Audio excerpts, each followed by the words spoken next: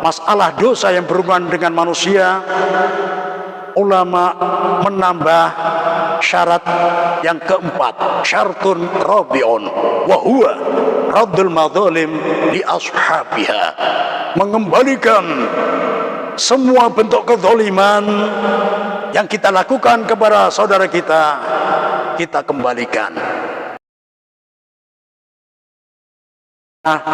Mengambil barangnya, maka sesegera mungkin kita kembalikan.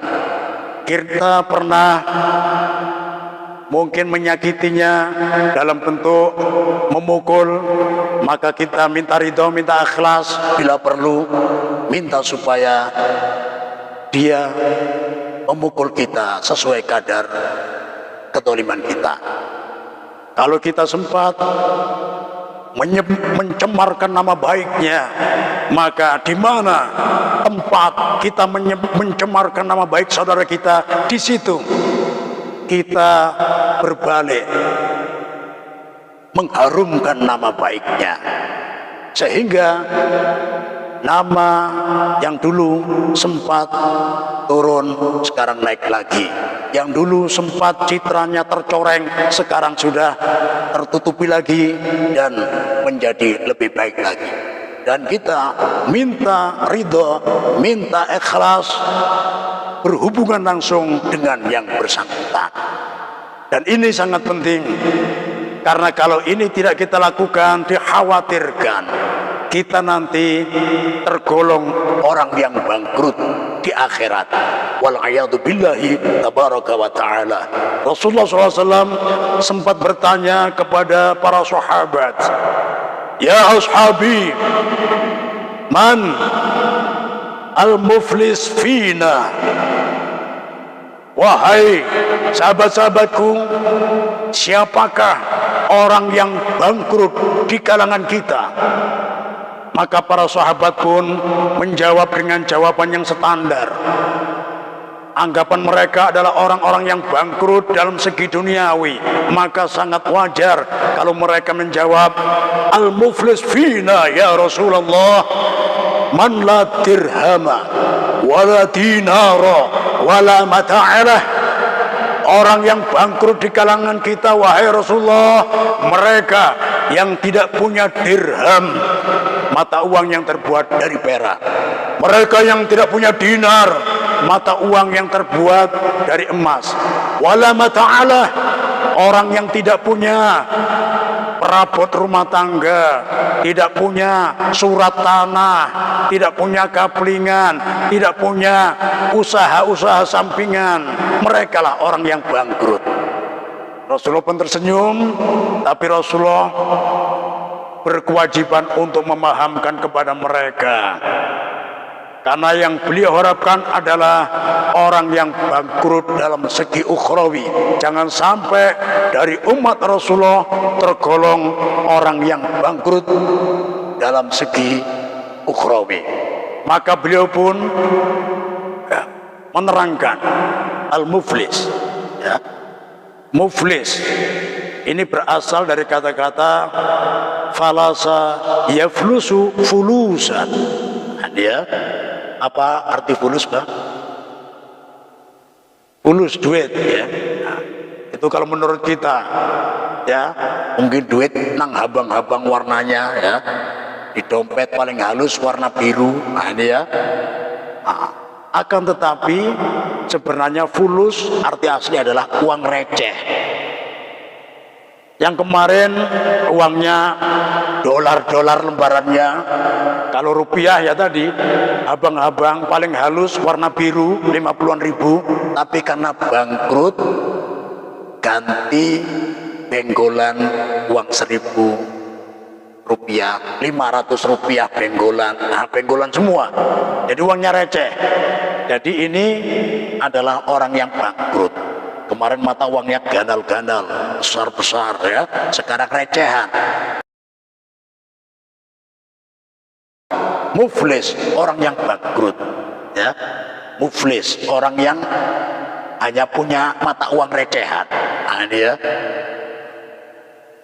Jadi Rasulullah memberikan kefahaman kepada para sahabat, al-muflis fina man jaa yaumal qiyamah bisolatin wa siyamin wa zakatin fayati qad syatama hadha wa qadhafa hadha wa akala mala hadha wa safaka dama hadha wa dharaba hadha fayuta hadha min hasanatih wa hadha min hasanatih thumma faniyat fa in faniyat hasanatu qabla an yuqda ma alaih ukhidha min khotoyahum faturihat alaih thumma turiha ilan nar thumma turiha finnar. Rawahu Muslim. Rasulullah memberikan kefahaman kepada para sahabat, orang yang bangkrut di kalangan kita adalah orang yang ketika di hari kiamat dengan penuh percaya diri menuju ke pintu surga dengan membawa pahala sholat yang sangat banyak, pahala puasa yang sangat banyak, kada juga mengantri minyak goreng. Ternyata orang yang ngantri ini dikenal. Kok sepertinya tidak asing wajah-wajahnya ini. Baru ingat, orang-orang yang ngantri ini adalah orang-orang yang dulu pernah saya zolimi. Di sini orang yang pernah kita zolimi, dia menuntut balas, menuntut protes langsung kepada Allah. Allah sendiri yang memutuskan. Ketika sudah dekat, maka diproteslah. Orang yang pertama, ya Rabb, wahai Tuhanku, ya Allah, orang ini dulu pernah menampar saya, ya. Ulun ditampar, ya, langsung takipai. Takipai. Ya, waktu itu ulun, ya, kurus banar, ya, kurang gizi, mentang-mentang ya Sidin ini, ya, badannya kekar, rajin fitness, ya. Ulun padahal tidak salah, cuma pas dianya emosi, ya, tiba-tiba saya ditampar tanpa kebenaran. Saya mau balas, pikir-pikir dulu. Saya mau balas, bisa dihajar lagi, lebih babak belur lagi saya. Makanya saya tahan, sekarang saya tuntut. Bagaimana solusinya? Sekarang sudah tidak berlaku lagi mata uang, harta sudah tidak ada karena dunia sudah sirna. Yang berlaku hanya hasanat wasaiat, kebaikan dan keburukan, pahala dan dosa. Jadi untuk membayar kezaliman tersebut pakai pahala.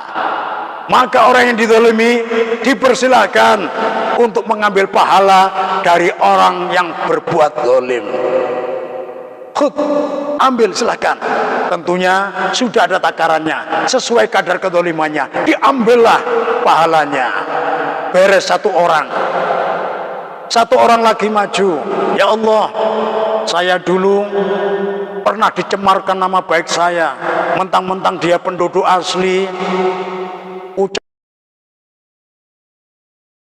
karena tidak cocok sama saya, tiba-tiba tanpa kesalahan saya difitnah, dicemarkan nama baik saya, sehingga saya susah untuk bermasyarakat.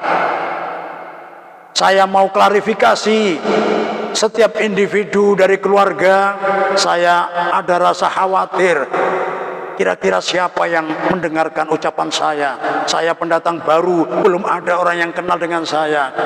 Otomatis kalau saya klarifikasi bisa dikatakan sia-sia. Maka saya tahan waktu itu demi hak untuk menagih di hari ini. Maka Allah pun mempersilakan, silakan ambil pahalanya, diambil pahalanya sesuai kadar kezalimannya. Begitu juga orang yang ambil hartanya, orang yang pernah dipukul, semua yang dizalimi ngambil semua, sampai pahala yang begitu banyak ternyata habis. Dan ketika pahalanya habis, yang jadi masalah masih ada beberapa orang yang ngantri yang dizalimi. Maka proteslah mereka, ya Rabb, wahai Tuhanku, ya Allah, bagaimana ini? Enak yang protes duluan tadi, dia sudah berhak mengambil pahalanya. Bagaimana denganku, dengan orang yang di belakangku ini yang ngantri, pahalanya sudah habis. Dengan apa dia membayar kezaliman yang dilakukan, yang diperbuat kepadaku waktu hidup di dunia dulu? Maka Allah pun Maha bijaksana.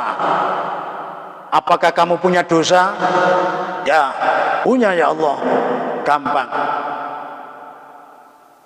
Berikan dosamu sesuai kadar kezaliman yang dilakukan kepadamu, lemparkan kepadanya. Akhirnya dosanya diambil, diberikan kepada orang yang zalim tadi. Yang belakang demikian juga, dosanya diambil, diberikan kepada orang yang zalim ini. Sampai selesai. Inilah orang yang bangkrut, yang tadinya banyak membawa pahala, dengan penuh percaya diri menuju ke pintu surga, ternyata dibegal oleh orang-orang yang dulu pernah dizalimi selama hidup di dunia, sampai pahalanya habis. Bahkan tidak hanya itu, dosa orang-orang yang dizalimi masih ada beberapa orang dilemparkan kepadanya, yang tadinya membawa pahala malah berbalik membawa dosa. Akhirnya dia sudah tidak layak lagi untuk masuk surga.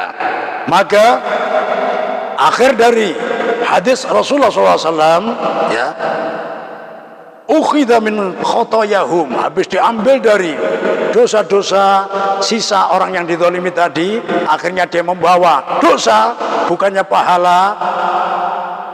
Thumma, ya, faturihat alaih, dosanya dilemparkan ke kepalanya.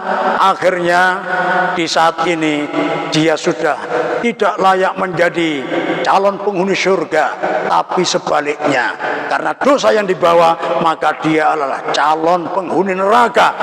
Thumma turiha finnar, akhirnya dia langsung diambil dengan kasar oleh malaikat. Dan yang bertugas melemparkan calon-calon penghuni neraka ini adalah malaikat Zabaniyah. Diambil dengan keras, dilemparkan dengan kasar tanpa hormat, dilemparkan ke neraka. Wal'iyadu billahi tabaraka wa ta'ala. Inilah gambaran orang yang bangkrut dalam segi duniawi, dalam segi ukhrawi, segi akhirat. Orang yang bangkrut di dunia saja sangat tersiksa, sangat merana, apalagi ini di akhirat. Jadi